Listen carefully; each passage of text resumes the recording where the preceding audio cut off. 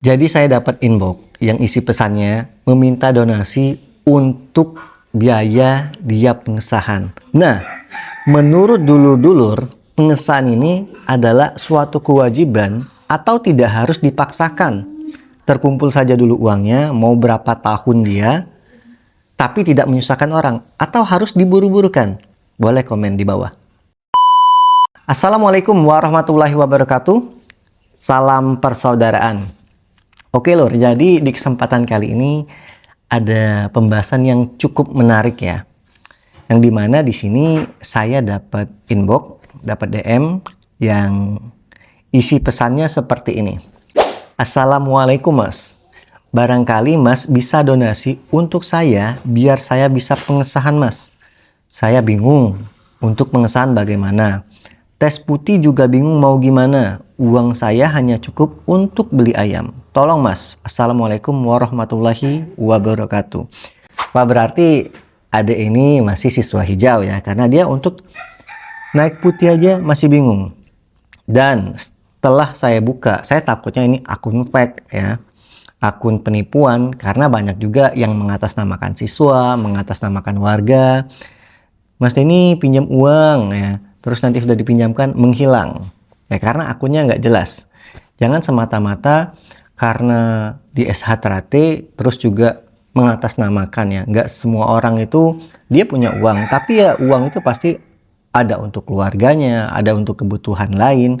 Kalau dibilang nggak ada uang itu bohong, pasti ada, cuman dipakai untuk kebutuhan lain. Nah, setelah saya cek, anak ini ya ternyata masih bocil banget, masih kecil sekali. Dan saya buka-buka lagi, ternyata dia masih SMP.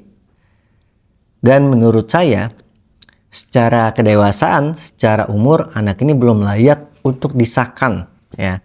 Takutnya pola pikirnya belum dewasa ya, dia masih siswa aja sudah berani meminta donasi, apalagi nanti sudah menjadi warga.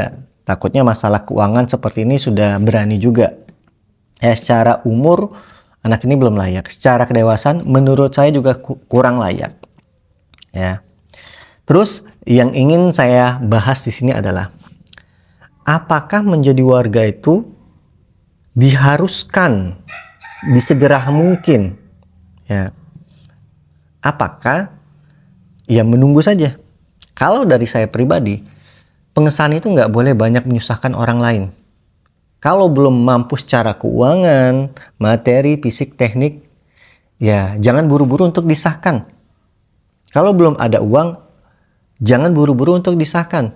Makanya pelatih sering bilang, ditabung deh uangnya, jangan banyak minta kepada orang tua. Karena berat, ketika hari H mau pengesahan, minta kepada orang tua ya, kasihan orang tuanya. Makanya kita para pelatih dari jauh-jauh sudah bilang, sisihkan uang jajan kalian, puasa bila perlu. Ya, tabung untuk pengesahan. Lah itu namanya salah satu perjuangan. Dan seperti saya sampaikan tadi, pengesahan itu jangan menyusahkan orang lain dan jangan dipaksakan kalau memang belum ada uangnya, belum cukup materinya. Jangan buru-buru disahkan, apalagi umurnya belum masuk.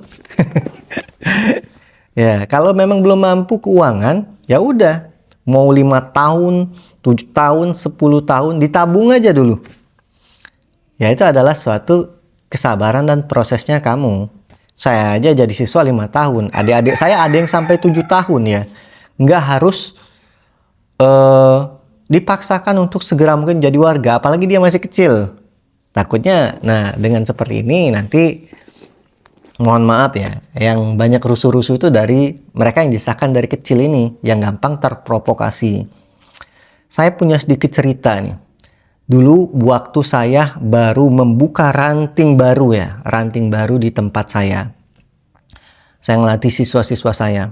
Jadi ada satu cerita menarik dari siswa saya yang sekarang dia sudah menjadi warga. Bahkan dia adalah salah satu warga pertama di rantingnya saya. Anak ini anak kurang mampu, atau bisa disebut tidak mampu lah ya. Dan dia juga ada sedikit kekurangan pada diri dia. Tapi dia normal, ada kekurangan sedikit. Dan dia tetap bertekad ingin menjadi warga.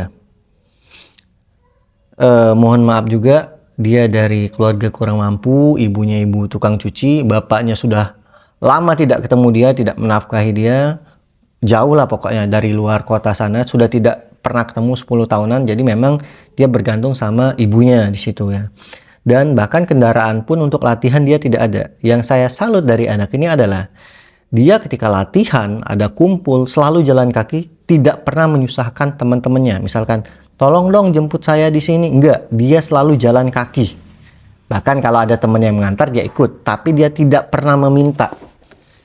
Dan dia selalu on time ketika jam latihan atau saya suruh kumpul, dia datang. Misalkan kumpul jam 3, dia dari rumah udah jalan kaki dari jam 1.